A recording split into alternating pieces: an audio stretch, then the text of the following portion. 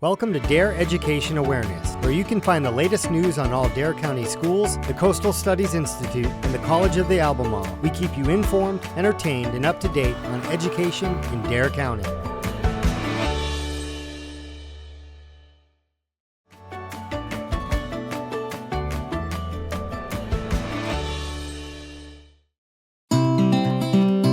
CSI summer camps are a fun and educational STEM-based programming. The campers come Monday through Friday, 9 to 3:30, and they learn and have fun both in the classroom and out in the field during the week.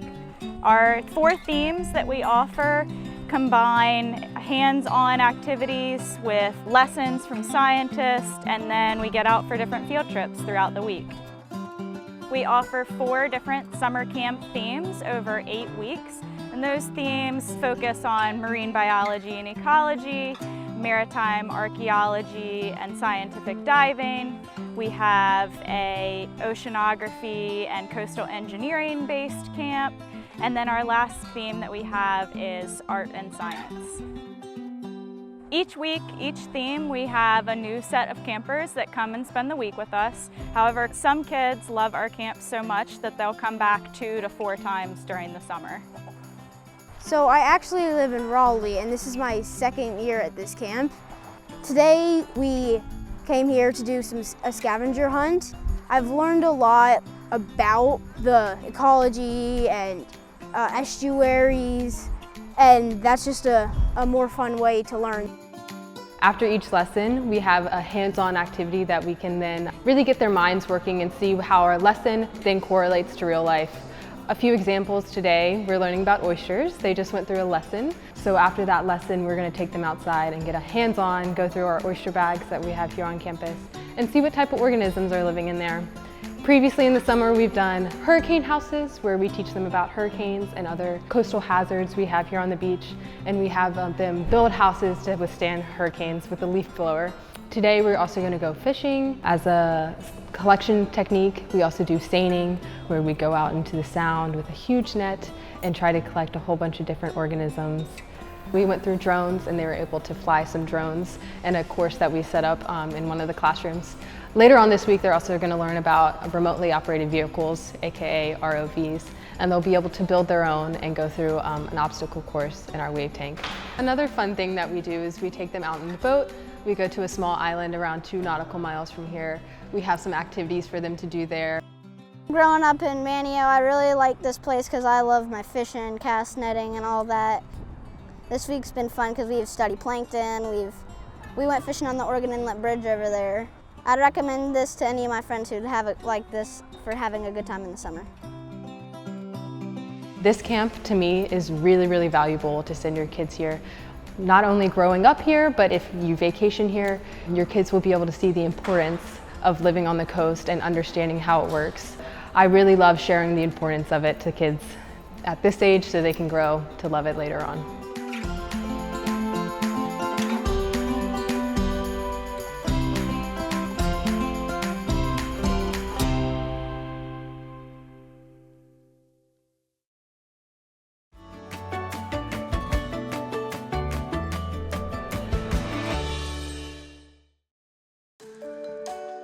This year, our summer reading camp is being housed at 3 of our elementary schools. Fortunate to have over 350 students K through 3. We have Reese Lamberg, our NCDPI early literacy specialist, who is kind of pioneering our new Walk to Read program that we're using at all of our elementary school summer reading camp, and that we are also piloting next year in our elementary schools in specific grade levels. I am really fortunate to serve Dare County as they work to support their students with early literacy instruction. We have worked really hard to design our schedule and our instructional framework around the 5 pillars of reading. So students need explicit instruction in phonemic awareness, phonics, fluency, vocabulary, and comprehension. And we have worked to make sure that we are providing instruction in all of those areas so that they can really grow during this time with us during the summer. A big change to our framework for summer reading camp this summer from what we've done in the past is utilizing a walk to read framework. I learned about this framework at a professional learning with DPI, and I thought immediately this is what we need to be able to serve our students and meet them where they're at. During Walk to Read, students move to a group that focuses on the phonics skills that they need. This allows teachers to spend a full hour on hitting the exact phonics skills that the kids in their Walk to Read group need, whereas in their classroom for the day, they might have kids who need 4 or 5 different levels of skills. So we can really maximize the instruction and the time by zooming in exactly on what they need. I have a small group of children that come to my classroom each day, and they all are from different classrooms, and they're practicing their literacy skills, their foundational reading skills. We work on graphemes and phonemes. We work on the correspondence of those combinations in words we read and we spell, and we really grapple with the difficulties that each child is having more on their level as a group. It has been fantastic to put Walk to Read into place this summer here because First Flight had a similar structure throughout the school year, and their kids have really been able to be a model and a leader to our groups and our teachers. We've got teachers from every one of our schools, elementary schools, learning about Walk to Read this year. I have seen with my students that have been coming daily a big jump in their reading scores. It's filling in the gaps that they were missing, and it's just helping them to be overall better readers.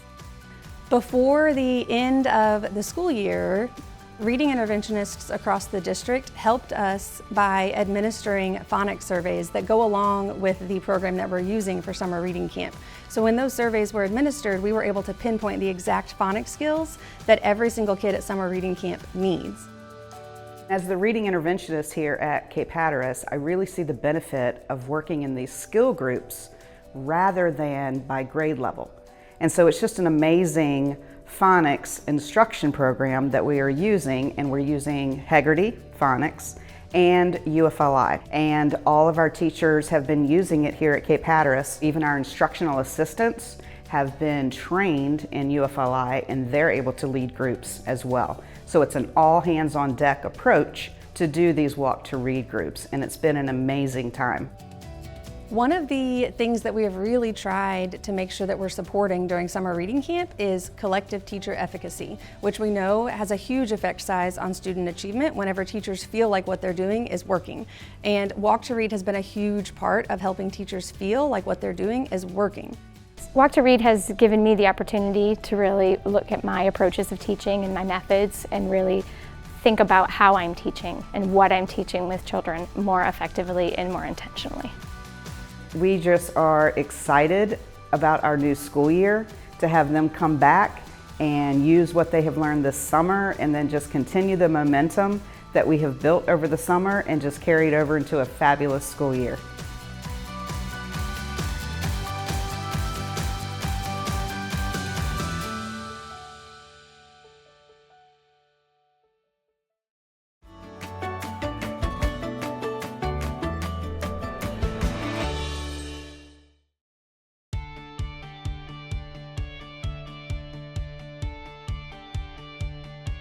The FAFSA is the free application for federal student aid, and the FAFSA is used to determine your eligibility for all federal and state grants.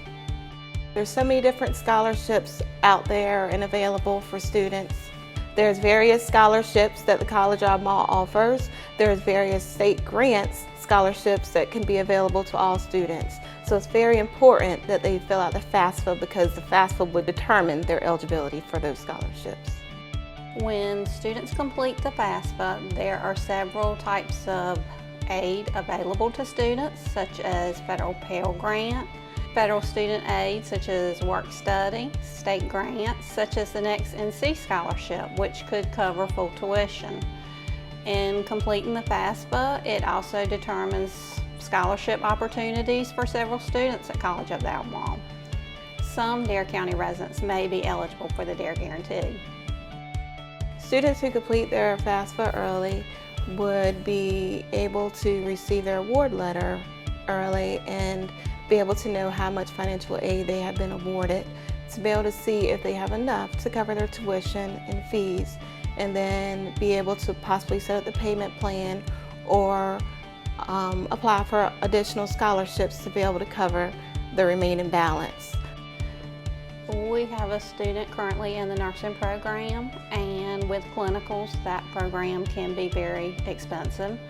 This student, she was recently awarded federal grants, state grants, and multiple foundation and private scholarships that will assist her with her tuition, fees, books, transportation costs, and the student would even receive a refund to help her with other expenses because she filled out her FAFSA and she knows early enough that she can plan for all those events. We have several opportunities for students to receive assistance. If they come into our office, we have someone available to assist them. If they cannot, we can assist them virtually. If they visit the Dare County campus, someone there can assist them. We do have several campus preview nights and a FAFSA night at the Elizabeth City campus. Visit our website today to complete your FAFSA. This is the first step to transform your tomorrow.